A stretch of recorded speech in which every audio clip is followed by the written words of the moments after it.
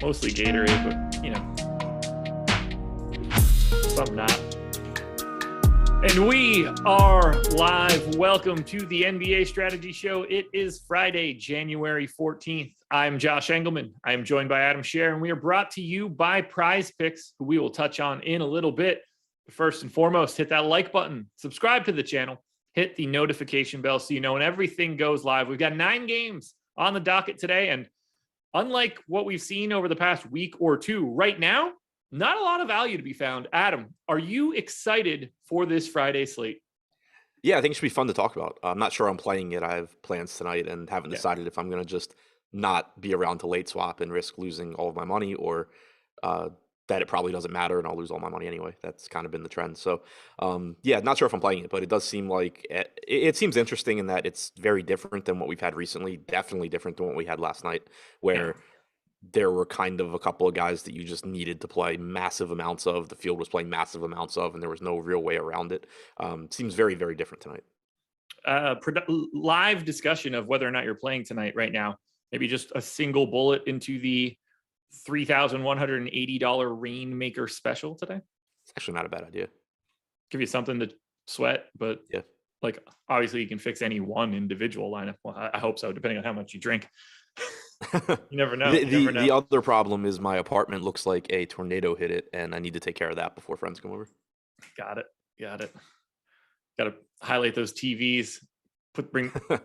Prop up all those bottles of cologne. The good stuff. All right, let's dive into this. We have 9 games on the slate today.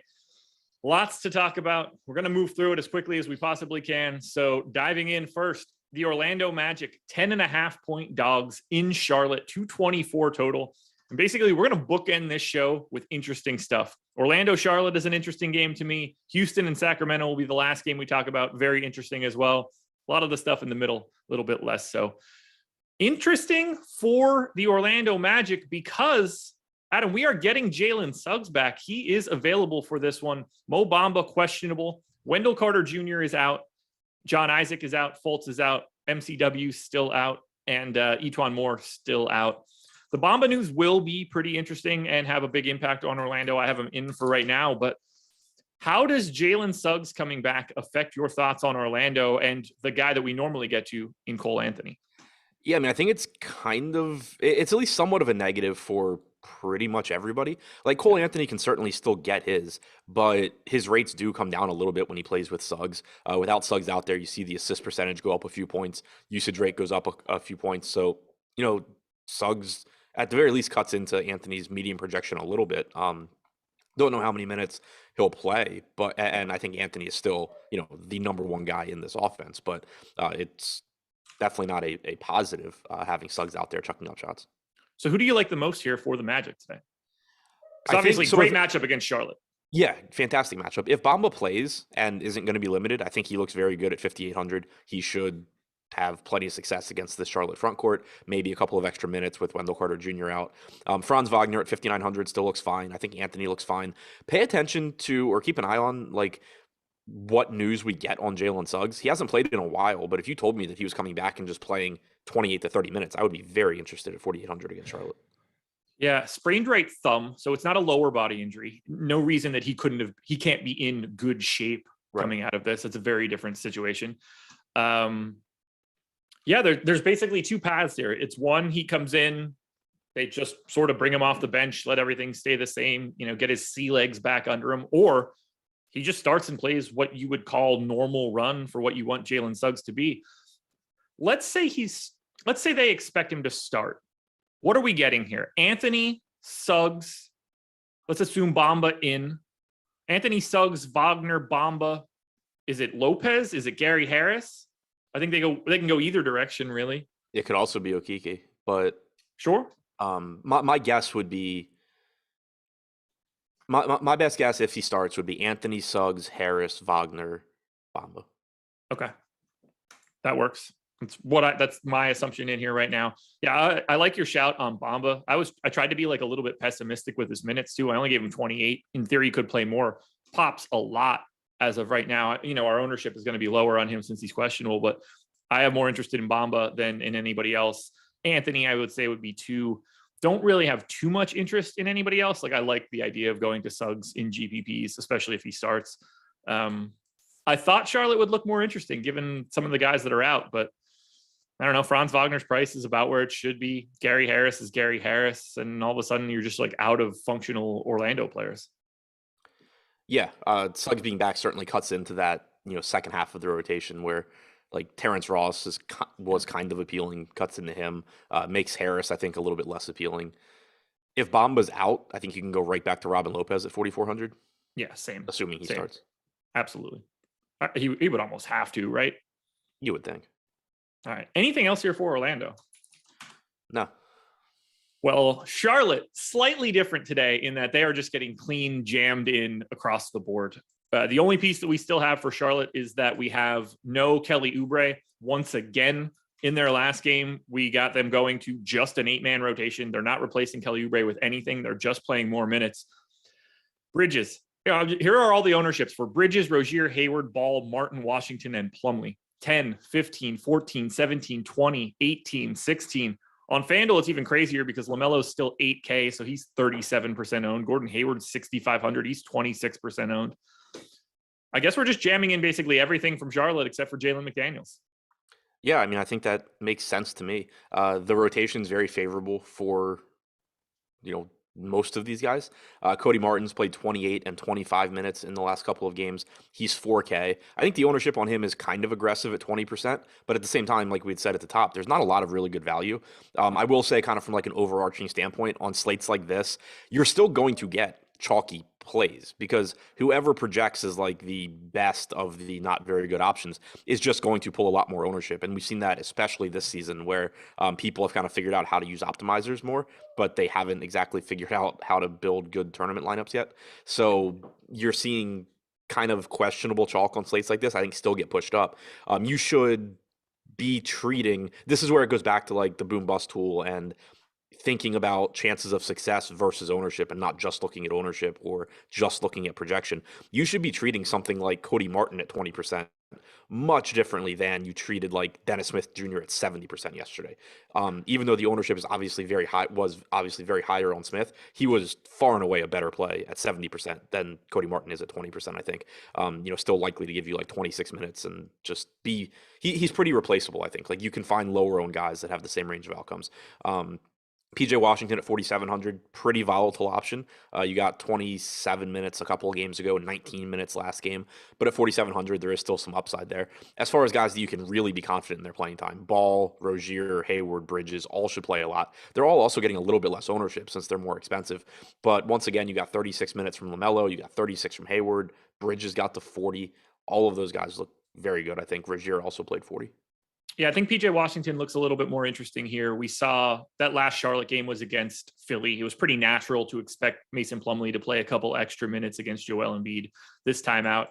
I don't think it's sort of the same problem against Orlando. If it's Bamba, it's definitely not the same problem. If it's Robin Lopez, I don't think it matters all that much, but at least he is a functional big body. So PJ Washington does strike me as a little interesting at 4,700. Is there anybody you don't like other than, I guess, Jalen McDaniels? And even still, like, if you told me that he fell into something at 3,500, it wouldn't be the wildest situation in the world.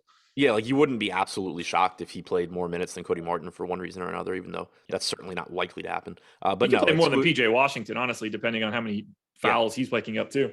Yeah, I mean, outside of random Jaden McDaniels minutes games, excluding McDaniels, there's nothing here I don't like. Okay, yeah, we're on the same page. Do you worry about rules for a team like Charlotte? I wouldn't play Washington and Plumlee together. Yeah. I wouldn't play. Yeah, that's pretty much the only one that would matter. Yeah, because I think Bridges, Rozier, Hayward, and Ball are pretty firm in this.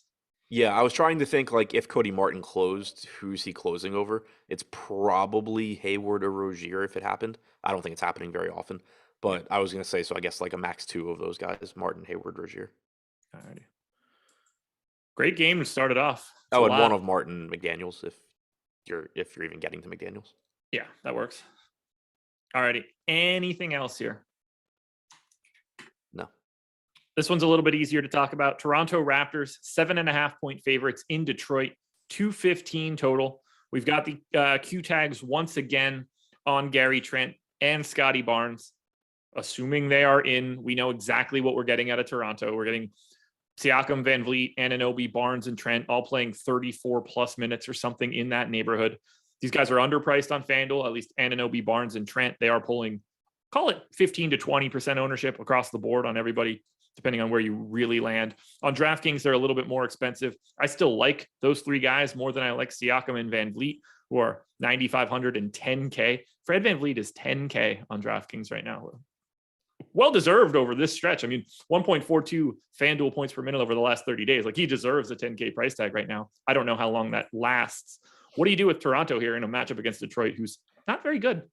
Yeah, I mean, I'm still fine kind of just getting to any of these starters. The thing, and we've talked about it a lot with Van Vliet, he's obviously overpriced at 10K when you think in terms of medium projection, but he also can lead any slate in minutes. I mean, it's not crazy to think he plays 40 minutes tonight potentially.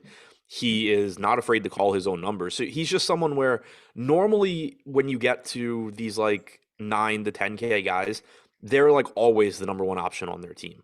And they can only really shoot so much more. Van Vliet sort of like, on average, he's still giving up usage to Siakam. You still have OG and Barnes that take some shots. Trent's like a 20% usage guy. On average, they kind of spread it out, but then you get individual games where Fred Van Vliet just decides he's shooting every time down the floor.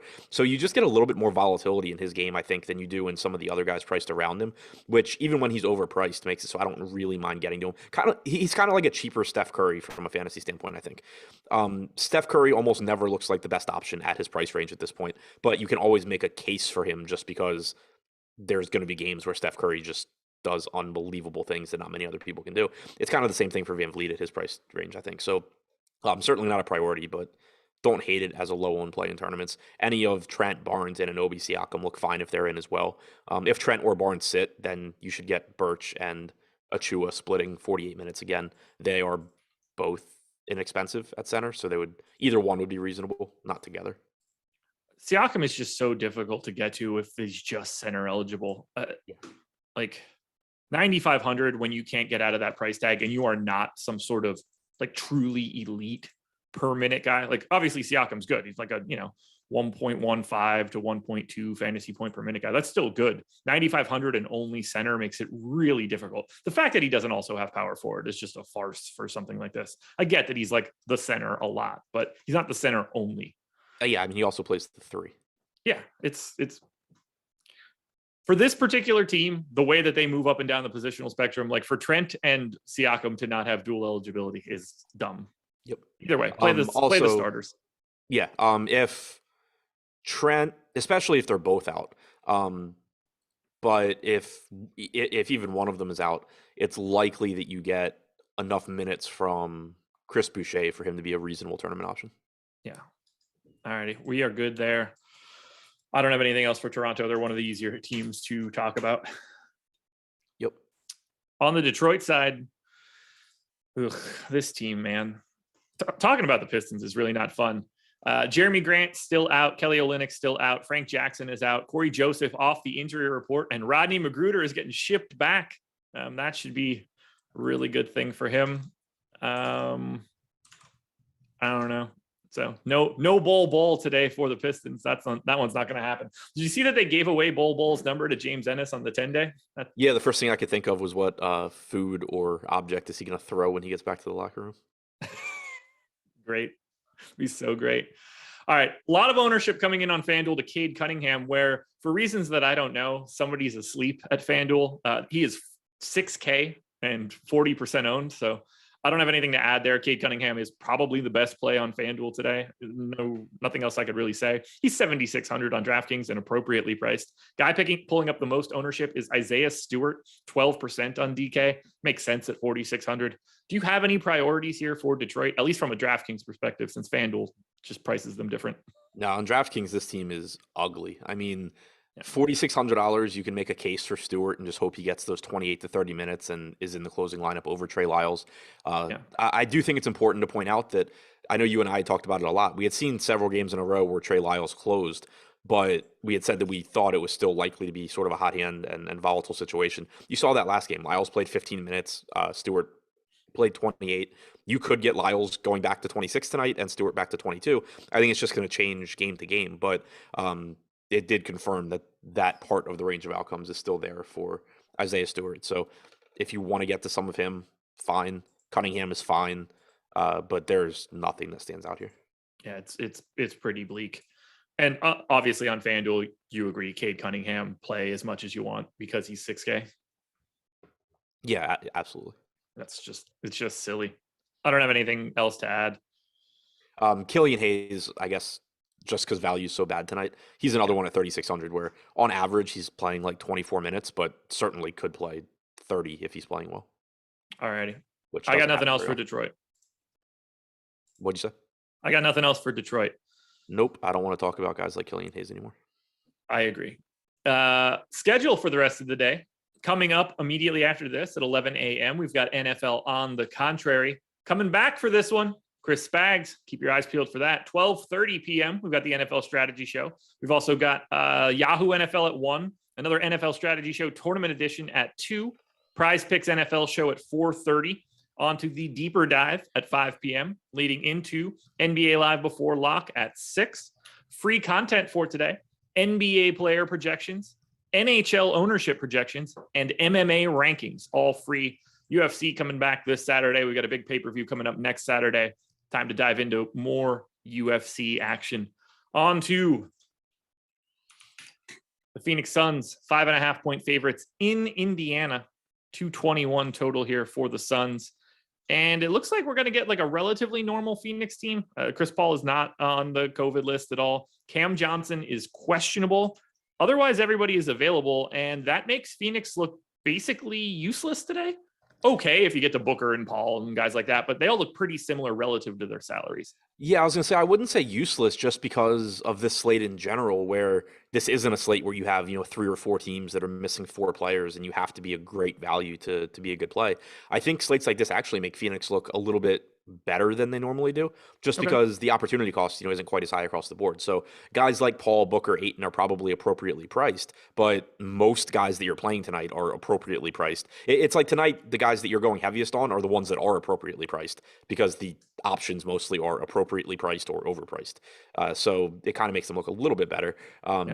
But, still not likely that you're just like jamming them in like at the same level of exposures that you would on other slates. On slates like this, you're just sort of going to get flatter exposures in general. But any of Paul, Booker, Ayton, I think look fine. Paul pulling 10% ownership, Booker next highest at 2.6. We got Paul Bridges and Ayton around 10% on FanDuel, where these guys are a little bit cheaper, but they were all showing up in like 5% of my sims. I didn't get to too much from Phoenix here. I wouldn't mind if I did. Like, obviously, it's a talented team, and Phoenix plays like Indiana's 24th in pace, so it's not really like the best matchup from that regard. It's just you can always play guys that are just good at basketball, like Booker and Paul or Ayton, especially when Booker and Ayton are projected for 2% ownership. Yeah, absolutely. It's just they're never going to be the first guy you're putting in your lineup, at least not on a day like today. Yeah, for sure. I wish I could talk more about Phoenix, but I don't have anything else. We do have to talk about Indiana, and I think you and I are going to be on the same page here. So for the Pacers, we've got Chris Duarte off the injury report. No TJ Warren, no TJ McConnell. Torrey Craig is questionable. Malcolm Brogdon is questionable. Now, Malcolm Brogdon missed like 9 out of 10 games. The game that he did come back in the center of all that, he re-injured himself and left early. And then he did it again on Tuesday. Entered the game, played a bit into the third quarter, re-injured himself. Questionable or not, I am not projecting Malcolm Brogdon in for this game, given the way that he has been out previously. Do you have a stance on this? He practiced yesterday. I know. That's weird to me. I wish they would shut him down. Like, they're not playing for anything. Stop screwing with the guy's Achilles and let him actually heal. But for now, I'm projecting him in since he did practice. I have absolutely no idea what to do with him. Well, here's the deal. I have him out, and I have interest in Miles Turner one way or the other on DraftKings at 5,800. I still don't even really like all that much from Indiana, even if Malcolm Brogdon is out. Karis LeVert looks fine at 8,300 if Brogdon's not playing. Sabonis is already 10K and doesn't really appear to get any sort of boost when anybody is off the floor any longer. So I don't really care much about Indiana, whether he plays or not. That's pretty much how I see it as well. Turner's going to look fine regardless. He looks a little bit better if Brogdon's out, probably, but basically just a high upside tournament play one way or the other. Sabonis kind of the same thing, but like you said, you've seen it this year where the playmaking is still primarily being done by a traditional guard, like ball handler type guy, even when Brogdon's out. It was Sykes when everybody is out. If Brogdon's out today, it's probably going to be LeVert instead of Sabonis for the most part. So you can still play 10-1 Sabonis, but you can play him with or without Brogdon. He's just kind of somebody that's going to play a lot of minutes and occasionally he's going to put up a monster game. But Brogdon being out with LeVert back, I don't anticipate having a huge impact on Sabonis. LeVert probably is the guy that I think Brogdon has the biggest impact on. He's going to take on more playmaking. He's going to get more usage. We've seen this year when he shares the floor with Sabonis without Brogdon. Sabonis isn't the one getting the bumps. It's LeVert just going out there and chucking shots. He played about 29 minutes in a blowout last game. His first half rotation was pretty solid. He played 8.5 minutes in the first, 7.5 to open the second. So that puts him at 16. And then like 2.5. So, I mean, he played like 18 minutes in the first half. If the game's competitive, you could certainly see 36 minutes tonight at 8,300. So don't mind him in tournaments, but, or I guess I should say, don't mind him in tournaments if Brogdon is out. If Brogdon's in, I have a hard time paying that salary. So not a whole lot that I like one way or the other. Turner looks fine. Sabonis, one way or the other, is okay. LeVert, I think, is the one that goes from like, I'm not playing this guy if Brogdon's in to I'm actually pretty interested if he's out. Okay. And I don't think the Stevenson, Sykes, Washington guys matter anymore with LeVert back, and No. especially if Duarte's in too. I agree. Cody Haney said, I can't see him playing with that injury. That's the stance that I'm taking. Paul Kang says trade him. One, it's going to be hard to trade Malcolm Brogdon if he's on an Achilles injury. Not a lot of people lining up for that. But two, he is unable to be traded. They couldn't trade him if they wanted to trade him. So, and I don't like, he signed his extension. That makes him untradeable for a year, which means that no matter what they want to do coming up to the trade deadline, Malcolm Brogdon will be on the Pacers. There is no way around it. And yeah, I agree with I can't see him playing with that injury take. I also didn't think he was going to practice yesterday. That's the part that's throwing me off. Same. Yeah. No, I just want to know like what it means that he practiced. Right. Did he like just catch some passes, chuck up some threes, go back to the locker room? Or because like when I see that somebody practiced, I take it to mean full practice, because normally they say they're limited if they're limited. But yeah, I don't know, because when he left that game early with the same injury, I was just like, okay, we're not going to see this guy for like at least 2 more weeks.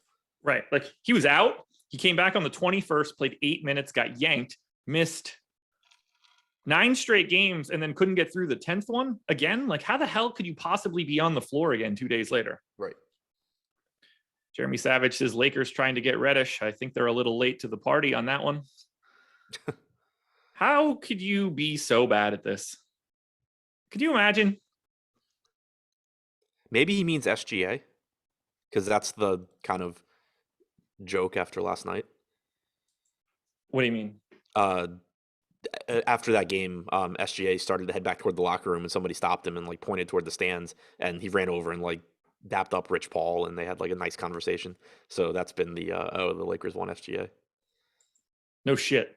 Yeah. Yeah. So does the other 28 teams in the league. Every single team would want him. He's incredible. To come in, Lakers trying to get Reddish. That is just of everybody to say that. That's the one that I wanted. Boston. He can't. They have the rule too that you can't be traded twice, right? No, you can. Oh, you can. I don't know what I was thinking. Yeah. I mean, think of guys like Chris Webber who were like got traded to the Hawks for a day and then somewhere else. If you sign a free agent contract, you can't be traded for like X period of time. Is that what there are time spans that you cannot be immediately moved unless you're at a 1-for-1 deal, at which point you're generally fine. Free agency contracts are what slows you down for stuff like that. Yeah. I knew there was something where it was like you got to get to December 15th usually. Yeah. That's what I was thinking of. Yeah, but no, they could ship him right back out. Boston and Philly. Boston 3.5-point dogs in Philadelphia. Marcus Smart is questionable. Everybody else is available. Assuming Marcus Smart is in, I don't really see all that much from a priority standpoint coming out of the Celtics. I actually think like $5,200 Al Horford might be the most interesting piece. Do you obviously get to Tatum whenever you want? Brown's probably a little too expensive. Do you like anything from Boston? Not particularly if Smart is in. If Smart's out, then I think you can go back to Schroeder.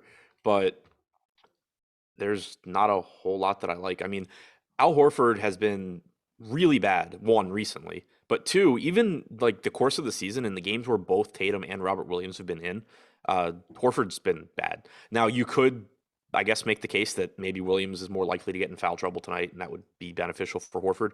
So, one way or the other, like $5,200 Horford, there is at least a path to him having success, but I have no confidence in him getting there.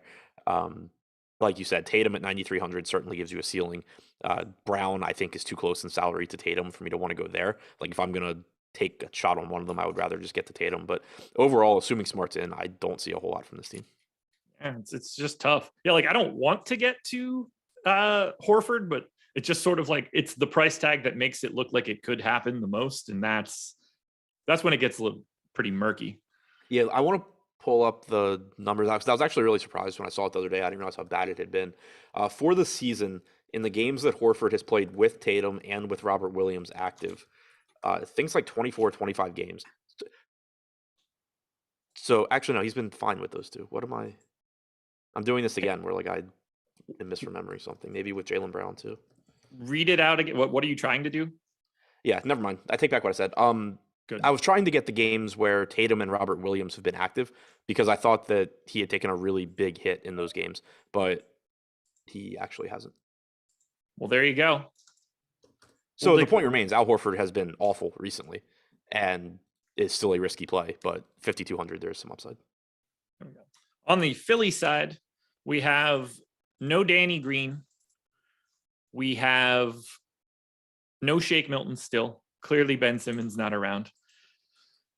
Philly kind of looks easy to look at and difficult. Let's talk about. Okay, go for it. It wasn't full games. It was with Tatum and Williams on the floor. Horford's averaged 0.72 DraftKings points per minute. Okay. But that's not super useful because he gets the backup minutes typically. Yeah. Highest owned guy in this game for Philly is 9.7% owned Tyrese Maxey. And to me, he's the best option for Philly. Clearly, Joel Embiid seems fun, but 11.2 is a real price tag. Tobias Harris is fine. Seth Curry is probably too expensive. What do you want to do with my boy Tyrese Maxey? I think he looks okay at 5,600. Like, he should still play good minutes here. You have Milton out again.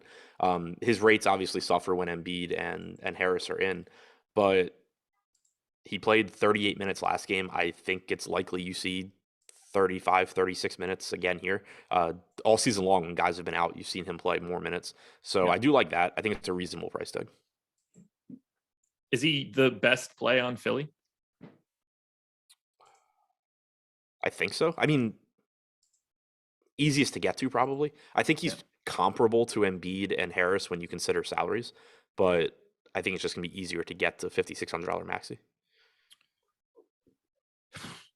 He's shooting 45% from three when in games where Embiid and Harris play. Unfortunately, just 29 attempts.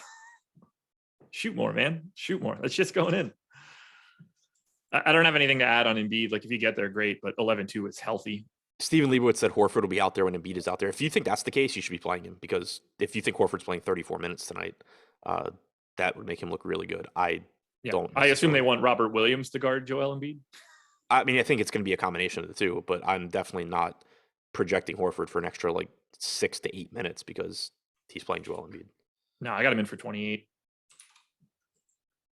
I got nothing else for Philly. Keeping it moving. Here's one that we can't totally talk about yet, but we can hypothesize until we're blue in the face. The Golden State Warriors are 3.5-point underdogs in Chicago. No Draymond Green, no Gary Payton, obviously no James Wiseman, who also had a procedure in December, so he might be out for a little bit longer. And then we don't really know what's going on. These guys are on the back-to-back, assuming Clay doesn't play today. That just seems safe. Otto Porter and Andre Iguodala don't normally play back-to-backs, but if that's the case, 1, 2, 3, 4, 5, 6, 7, they don't have a lot of active bodies. Curry, Wiggins, Looney, Poole, Kuminga, JTA, Lee, Bielitsa, Chris Chiozza makes 9 if everybody is out. Are you assuming everybody's out? What about Moody and Weatherspoon? Where'd they go? Are they not with the G League right now? I have no idea. We don't have an injury report yet. I think they're with the G League. I thought Moody played 2 games ago. Well, I mean, they are in Santa Cruz, so he can be everywhere always. I mean, Moody didn't play this last game.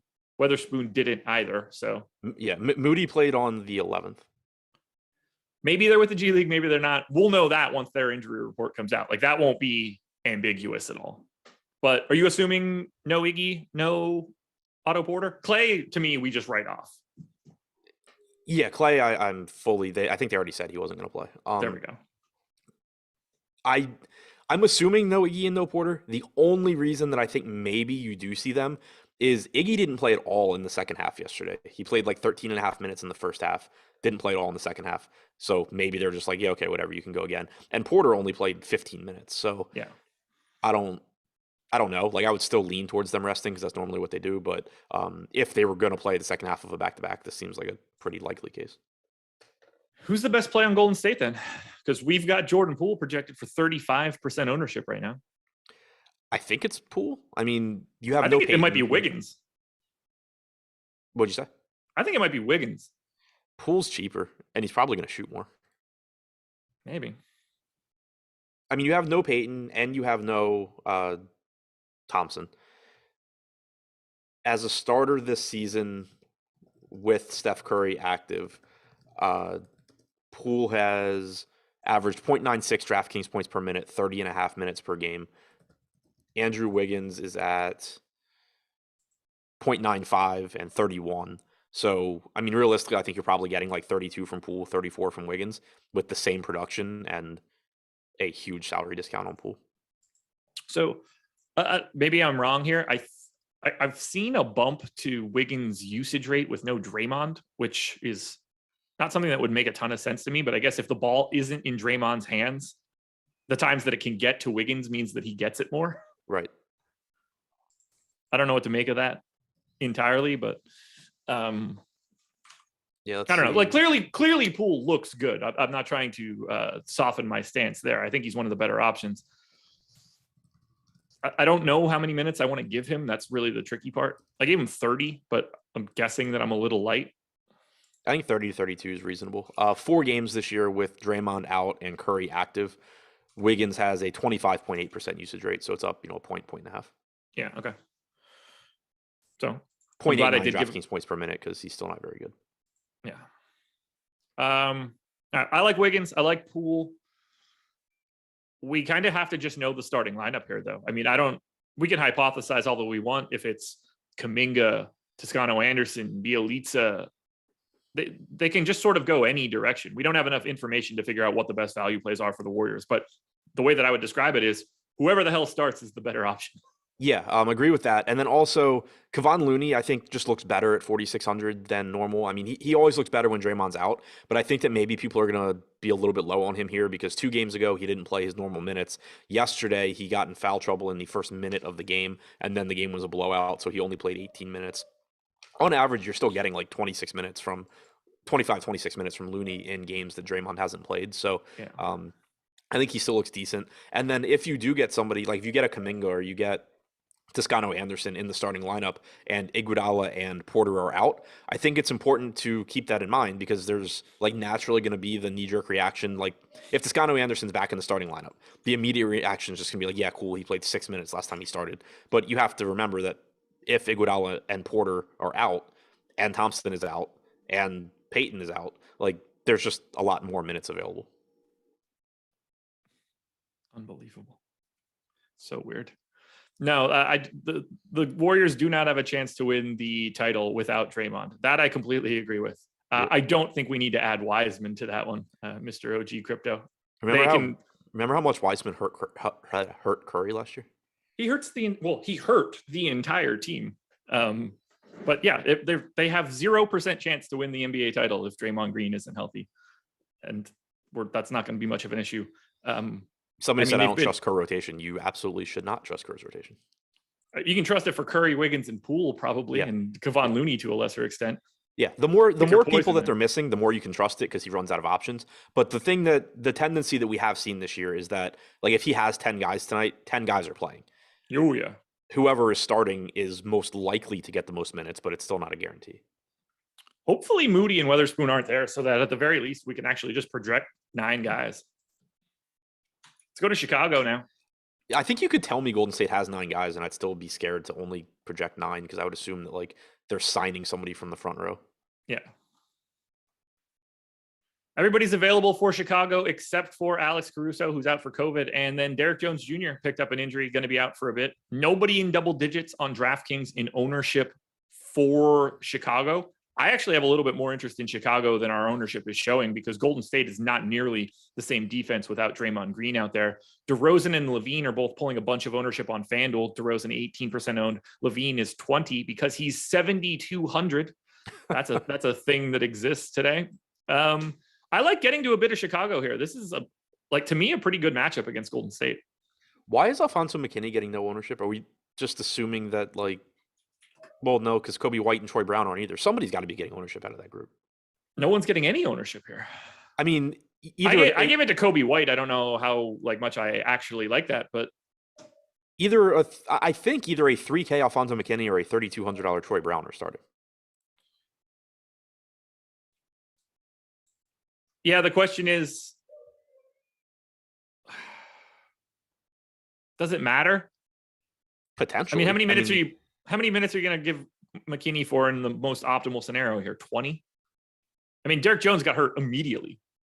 Right. I mean, I think 20 to 24, that's pretty much what Derek Jones was playing. When he wasn't in foul trouble, you were getting 24 minutes from Jones, 24 from the Sunmu. I think you could expect a similar thing. Troy Brown's already been in the rotation. If they just throw McKinney in for Jones, maybe you get 20 minutes for McKinney and Brown plays a little bit more. He only played 16 minutes last game.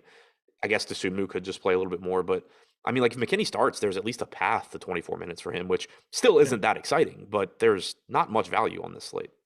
I gave him 17 minutes. I didn't really know where to actually land. It wasn't something that I dug into really hard, but I'm with you. There's no other. I prefer it be Troy Brown. Yeah, sure. Because you're a Wizards homer. Yeah, that too. Okay. Well, what else do you like for Chicago? All the main guys, to some extent. Like you said, they're not getting much ownership. Lonzo leads the way on DraftKings at 9.5%. He's 6,600. He's likely to give you 34 minutes or so. DeRozan's averaging 35 minutes. Levine's at about 35 minutes. Vooch is at 34 in the games where they've all been active. It just makes them all look like pretty good tournament options. None of them are really overpriced. None of them are underpriced. It kind of just reminds me of Phoenix. Yeah, same. I got nothing else here for Chicago. So who do you? I really want to figure out the rotation. The rotation was so weird last game that I can't even take a whole lot away from it with the Derek Jones injury because that game ended up being a blowout. Also, I just think they're going to mix and match, and it's the hot hand of White, Sunmu, Brown, and McKinney. Yeah, I think that's likely. Obviously, we bump up whoever if Brown or McKinney start, we're giving them 22 or something. We're giving them this guy could at the very least play starter run without closing and vice versa. Yeah. So, I mean, in the first half, McKinney played about 11 minutes. Kobe White closed in his place. I think I think something like that is reasonable. If McKinney starts, Troy Brown basically just stays in his 18-minute role, 18 to 20 minutes, and then you get the Derek Jones / Sunmu playing 20 to 24 apiece with Kobe White probably closing. Okay. Yeah, we're on the same page there. I gave Kobe White 29 minutes. He looks interesting, but he's also bad when everybody else is available. So, all right. Let's talk a little bit about PrizePicks, the presenting sponsor of this show. You can use the promo code Awesemo, get a $100 first match deposit bonus. But what you should do is check the link at the banner at the top of the screen, awesemo.com/PrizePicks-promo. You don't have to worry about sharks or optimizers or mass entries. Get a 5-player lineup that nets up to 10x your entry fee. You can make this lineup out of multiple sports if you would like. We have a free player props tool on awesemo.com that could help you make all of these picks. You download the app in the App Store, Google Play, or go to prizepicks.com. Free month of Awesemo Plus Platinum too if you follow that link. I'm going to hit Adam with a couple of my favorite props. Let's go with, where's the first one that looks pretty tasty to me? Andrew Wiggins, 29 fantasy points today. 29 fantasy points. I'll take the over. Yeah, as will I. I think that one, I have it pretty clearly above that mark. Jordan Poole, 27. Over. I agree. Let's hit one more before we finish this one off. Who looks most interesting? Sadiq Bey. I know that's a weird one. 29 fantasy points. Under? Okay. I think it's close, but I would go under. I'll take the over on Sadiq Bey as well, because this is overs all across the board for this. Yes, I needed to stay on brand. 2 overs, 1 under. There you go. So go check out PrizePicks, everybody. You can see the banner at the top of the screen. We have 4 more games to go, 19 minutes to do so. This should be interesting. Atlanta Hawks taking on the Miami Heat again. 4.5-point dogs, 220 total. Atlanta, obviously not with Cam Reddish, because he's definitely not going to the Lakers.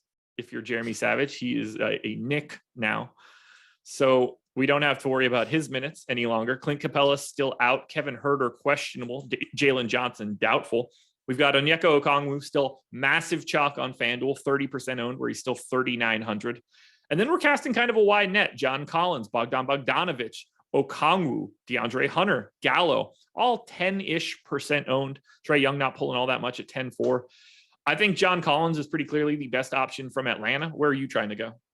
Yeah, I like Collins here because last game you still didn't have Gorgie Jang in the rotation. John Collins got the backup center minutes. That's really, really good for him. And especially, he got like 24 center minutes, basically. Like, he basically was the center. He played like 6 or 7 minutes alongside Okongwu. So if Okongwu only plays 24, 26 minutes, that is great for John Collins. If Okongwu comes back out and plays like 32 minutes, it's still fine for John Collins. It would still mean he's playing like 16 minutes at center. So I do really like Collins. Power forward eligible makes it nice as well. Okongwu is still a decent value. I don't think that there's any guarantee he only plays 24 minutes again, but he did lose his power forward eligibility on DraftKings, so it is just more difficult to get to him. A big reason why he was so popular and such a good play the other night was that you could just throw him at power forward and it didn't matter. Much less margin for error at center. Gallinari is interesting because, again, if they run a similar rotation to what they did last game, that's good for Gallo. He played 26 minutes. If they give more minutes to Okongwu, you're probably taking those minutes more or less directly from Gallo. So probably wouldn't want to play those two together. Like, I think I'd be more willing to play Collins and Okongwu together than I would Gallo and Okongwu. Hunter is still 3,400. He played, I believe, 24 minutes off the bench last game. Yeah. He's not a great fantasy producer, but not much value on the slate, close to minimum salary, potentially playing like 26, 27 minutes. I don't mind getting there either. And then obviously if you get to Trae Young, that's good. We'll switch it over to the Miami side of this one. Heat, again, 4.5-point favorites. Jimmy Butler is questionable. That will complicate matters here for the Miami Heat at least a little bit. Still no Bam, Oladipo, Markieff Morris, Casey Okpala, Marcus Garrett. So for Miami, only Kyle Lowry on FanDuel at 7,200 makes it to double digits in ownership. There's no ownership coming in on DraftKings at all. And if Jimmy Butler is in, I'm probably not getting to all that much Miami, although I still have a little bit of interest in an unowned Tyler Hero, although 7,800 is a healthy price tag. Yeah, if Butler is out, I'm with you. We saw it last game. Like, Tyler Hero is not going to be a consistent, 40, 50 fantasy point guy. Nope. But the opportunities are there. He has like a 30% usage rate without Butler and Bam. He's going to give you 34 minutes or so in most games. He's still got a massive ceiling. It's just that the inconsistency keeps his price down, keeps his ownership down, but ceiling certainly still there. Lowry looks okay as well if Butler is out. As far as like the wings go, if Butler's out, I don't mind Caleb Martin at 4,600. He played 32 minutes again last game. One really positive thing, I think, for Martin, and this could change on a game-by-game basis, but Max Strus only played 15 minutes last game. Duncan Robinson essentially backed him up, played 32 minutes. Sooner or later, you're probably getting Robinson back in the starting lineup, I would think. I wasn't really sure who he would be replacing between Martin and Strus. After last game, Strus is my guess. So I thought that the way the playing time played out there, it just seemed very, very good for Caleb Martin and very not good for Max Strus. So if Butler is out, I don't mind getting to $4,600 Martin again either. All righty. Anything else for Miami? I don't think so. One other thing to mention, because I think I saw it. Somebody said something about Collins versus Jared Allen. Yeah, I'd rather play Jared Allen than Collins around the same price on DraftKings. That's fine. But the most appealing thing about Collins is that you don't have to play him at center. Like, the fact that Allen is a center makes his, when you factor in opportunity cost, it makes him more expensive. Cleveland Cavaliers are 3-point favorites in San Antonio, 224 total. For Cleveland, we have a Q tag on now Isaac Okoro, another Q tag on Rondo. I have put both of those guys in for this particular moment. And then for Cleveland, it's mostly just the top three. Evan Mobley's 15 to 20% owned, depending on the site. I think that's reasonable. Darius Garland is 10 to 15% owned across both sites. I think that's reasonable. Jared Allen, 8K with the power forward eligibility on FanDuel is 15% owned. 7,700 on DraftKings without it is about 10% owned. Those are the guys that I'm looking at if Isaac Okoro happens to be in. If he's out, I think he can make a case for $4,400 Chetty, shooting guard, small forward eligible, but there's not too much else there for Cleveland. Yeah, I really like Garland at 7,800. That's just a cheap price tag here. San Antonio plays fast. Garland is very good. You see an increased usage rate without Rubio and Sexton as well. So I think he looks really good. I think Jared Allen looks very good. Just saw the comment about him in chat, but the opportunity cost at center is always a thing, but 7,700 is a nice falling price tag for Jared Allen. He's likely to give you 32, 33 minutes here. I think he looks very good. I would say Garland and Allen are my top two guys here. Mobley looks fine. Chetty looks fine if Okoro is out. Even better if both Okoro and Rondo are out. Yeah. Wish I had more to talk about here, but look, Cleveland's pretty cut and dry at this point. San Antonio is pretty cut and dry as well, given the fact that everybody is basically back. We have a Q tag on Derek White coming still back out of the COVID protocols. Keldon Johnson's already back. Doug McDermott is back. Trey Jones still out. Drew Eubanks is available. So we've got heavy ownership coming into Jakob Poeltl, 6,100 on FanDuel, 23% owned, 6,300 on DraftKings, 18% owned. Seems a little high to me just because, but like I clearly like him. He's just sort of priced where he should be to me. Nobody else is pulling any real ownership. DeJounte gets to 12% on FanDuel. Everybody's under it on DK. Are you getting to any Spurs now that they're mostly healthy?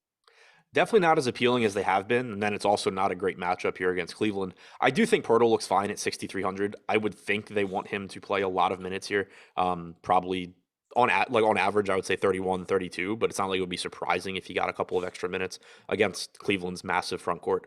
He's a good fantasy producer. I get why the ownership is there. DeJounte Murray's kind of interesting because the salary's gone up a little bit. Now you have a less appealing matchup. I'm assuming for now that you have Derek White back, but so it makes Murray rather look worse at a rising price tag. But at the same time, he's played 32 games with Derek White active this season. He's still averaged 1.39 DraftKings points per minute in 34 minutes per game. So the ceiling is certainly still there. He's just less appealing, than he has been recently. If White is out, then just go right back to him. He's a 1.5 fantasy point per minute guy without White on the floor. So I still like Murray, but definitely not the same level of play as he was against Houston last game. Is there anything else here? Can you get to? Do you have interest in Keldon Johnson? I think like Vassell and Walker aren't interesting anymore. McBuckets for 3,800, even though he's terrible. I don't know, 26 minutes. Yeah, I think I'm good on most of that. Yep, I agree. Then we go to Dallas. Mavs, 3-point dogs in Memphis, 217 total. Memphis on a heater right now, which is fun to see. Kristaps Porzingis really out. I mean, I'm really anxious to see if they do anything. They've been a rumored Jaylen Brown destination as of late, and that would be very interesting. Porzingis and Willie Cauley-Stein both out.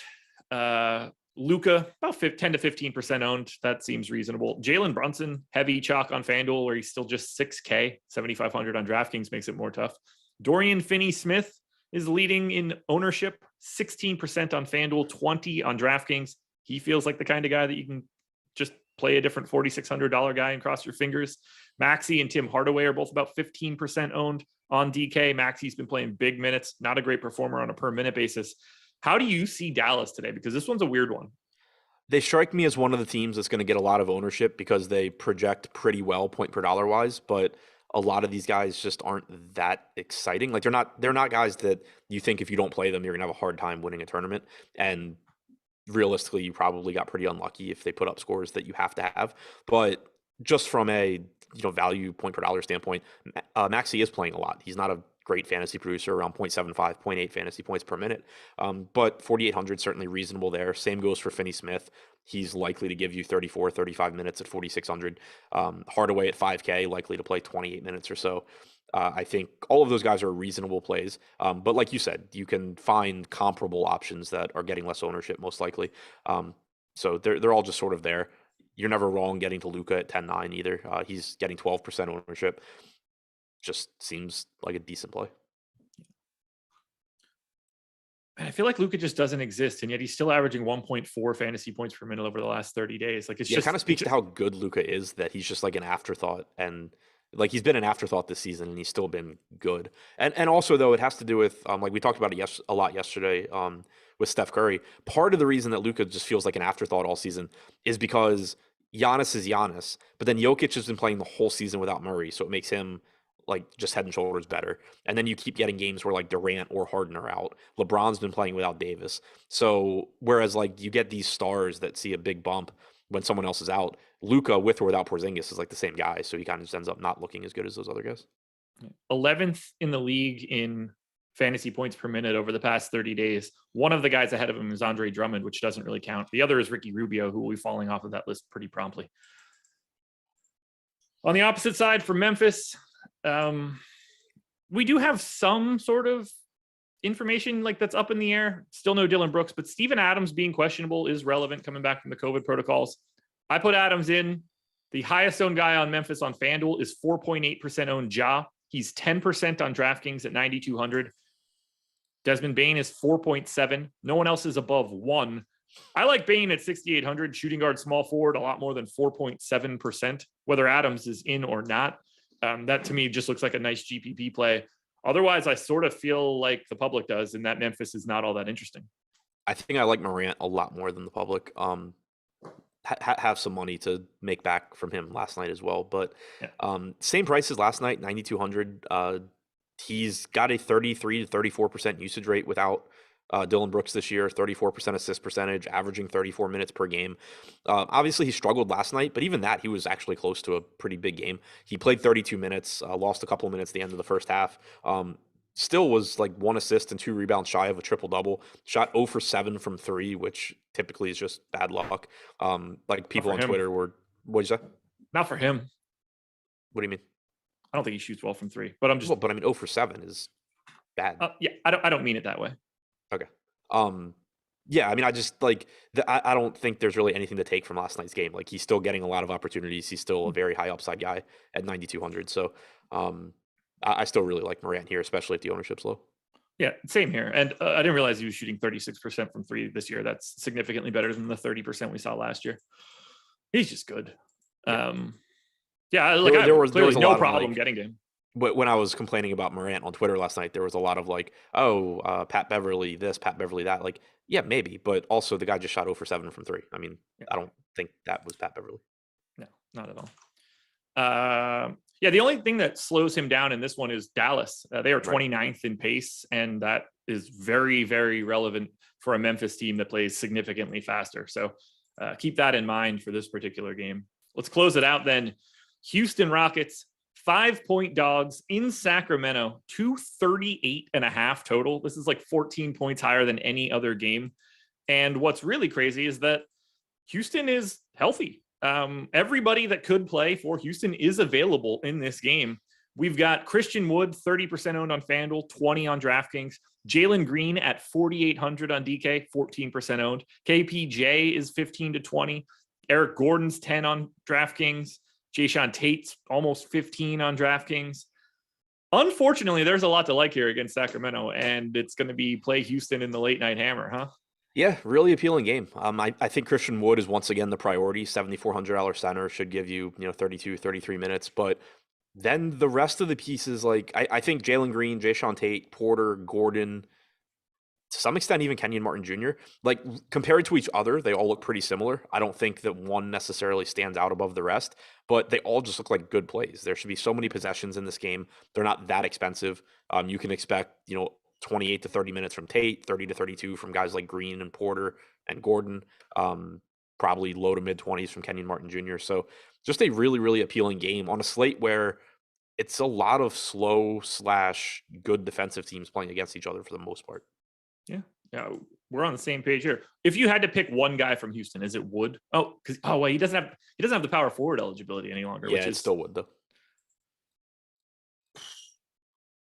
I feel disgusting when I say this out loud, but it might be Jalen Green for me at 4,800, which is he's so bad right now. At least you're kicking your Kevin Porter problem.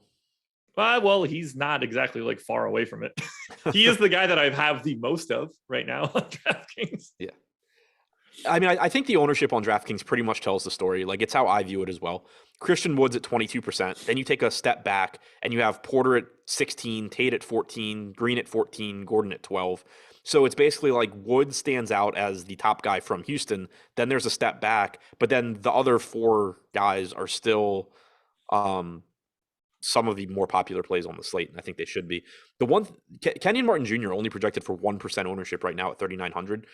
He's not someone you should be super confident in, but he can play multiple positions. So it just takes foul trouble or bad play for like anybody ahead of him, basically, and he can get those minutes to be really good here. Yeah, for sure. I gave him 22, but if he falls Right. into 24 to 26, like that's important from a value perspective today. Yeah, exactly. And on a slate like this, where like he's the kind of guy that I love taking shots on a slate like this, because it's not like last night where you're saying, oh, well, I need to get lucky with foul trouble on Houston, and then Kenyon Martin Jr. can maybe only lose to Daron Sharp by like 10 points from a medium projection standpoint. Tonight, it's just kind of like, okay, he projects a couple of points lower than the guys that everyone else is going to play, but he can just he can still do well in 22 minutes. And if there's foul trouble, he can just smash like every popular value option. Closing it out with Sacramento, tons of ownership here because that's what happens when you play Houston. Rashawn Holmes, questionable. Tristan Thompson, questionable. Bagley off the injury report. Halliburton, 20% owned. Fox, 15% owned. Barnes, 25% owned. Buddy Hield's around 10. Marvin Bagley's 5 to 10. A lot of ownership coming into this game. What do you like most from Sacramento? This team is the main reason I'm thinking I'm going to end up not playing tonight, because I won't be around the late swap, because that center position is really important on this slate. If Rashawn Holmes is back and relatively not limited, as in like can play 26 or 28 minutes, he looks good. But I guess starting elsewhere where we know who's playing, Halliburton, Fox, Barnes, Hield all look fine. Fox, I think, is number 1 for me. Halliburton's number 2, Barnes number 3. Hield certainly has a high ceiling here. He's likely to give you 28 to 30 minutes. At the center position, though, if Holmes is in, it makes Bagley, Metu, Len not interesting. I would expect that you're getting back to Bagley playing like 22 minutes, Metu playing like 20 minutes behind them, something like that. Neither guy would look that good. But if Holmes is out, I don't know what Sacramento's going to do, because for most of the season, they've played a traditional center. Against the Lakers last game, they started Metu at center and went with Alex Len off the bench. What that did was it allowed Marvin Bagley to play 30 minutes. It got you more minutes for Metu as well. If they were to do something like that here, then they both look like good values again that I would really want to get to. If Len comes back into the starting lineup, then Bagley's minutes are hurt, I think, but it would make Len at 3,800 certainly look like a decent value option. So Holmes' status, and then also who the Kings are going to start in their front court, makes a huge difference here. Game that you're going to have to pay attention to. Make sure you're watching the Deeper Dive and Live Before Lock later today. Marcus Smart out for the Celtics now, so I got to update everything that I do before I record these contenders videos the moment we end this show. So Adam, GPP videos, injury videos, Deeper Dive later tonight? Yeah, and just to clarify something, because someone in chat just said Bagley should see 30 again if Holmes is still out. Not the case necessarily. If Alex Len starts, Bagley probably plays like 24 minutes. You need, for Bagley to get to 30, you need Metu to be playing alongside him. There it is. Thank you guys for joining us. NFL on the Contrary coming up next. Hit that like button on your way out the door. Subscribe to the channel. Hit the notification bell. All that good stuff. Adam and I are done for the week when it comes to strategy shows. We will be back Monday morning. Peace.